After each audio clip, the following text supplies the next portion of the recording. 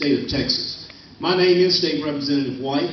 You're always free to go to votejameswhite.com and get as much information about myself and my campaign as possible. But let me make it clear, there's a lot of stuff going around in snail mail. Like I've always said, I was born and reared in Houston, Texas. Went to public schools in Houston, Texas. From there, I went on to Prairie View A&M University, where I graduated and got a commission as a United States Army infantry officer. Served 7 years as an infantry officer and a paratrooper, most noble in the Fairland Brigade. Thank you very much. Thank you very much.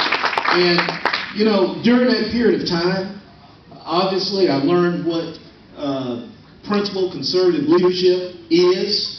When President Reagan stood at that gate and didn't listen to all the experts, but he said, look, you know, if you really believe in liberty and freedom, you'll tear down this wall.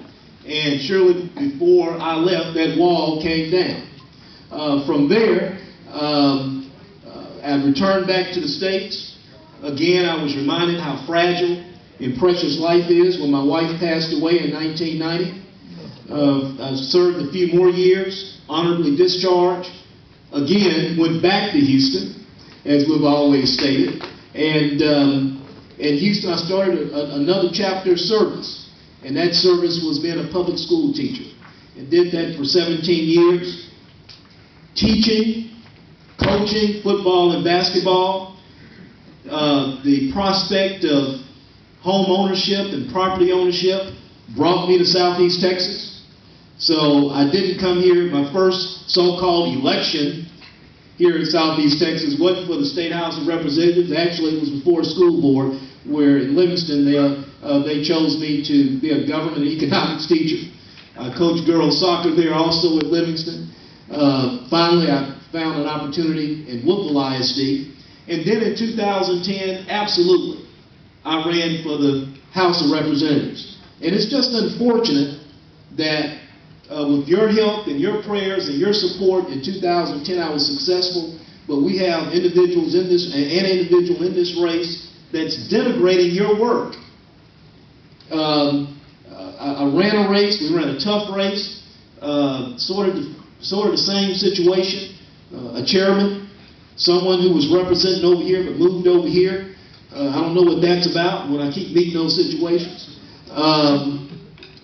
Because of your help, your support, your prayers, we were able to defeat a liberal Democrat by a margin of 58 to 42. And look, I guess I could have waited 10 more years before I ran, but the point was the house was on fire.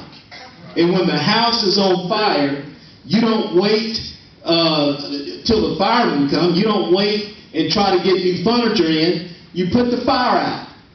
With Obamacare spending out of control in Austin and Washington, D.C., our house was on fire, and it was time to go put out the fire. And that's what you sent me up there to do.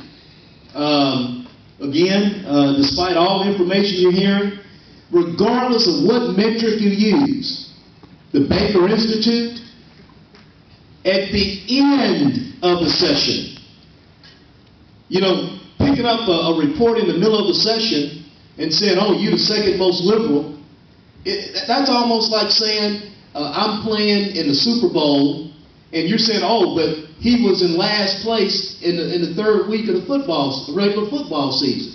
By the end of the session, I was the 15th out of 150 ranked conservative in the Texas legislature, whether it's Texas Eagle Forum, Texas Conservative Review, the Conservative Republicans of Texas, Texans for Fiscal Reform, yada, yada, yada, yada, yada. There is no doubt that in this race, if that's your measurement or your metric, I'm the most conservative candidate. And see, here's the point. Some will say, well, this person or that person had a long career.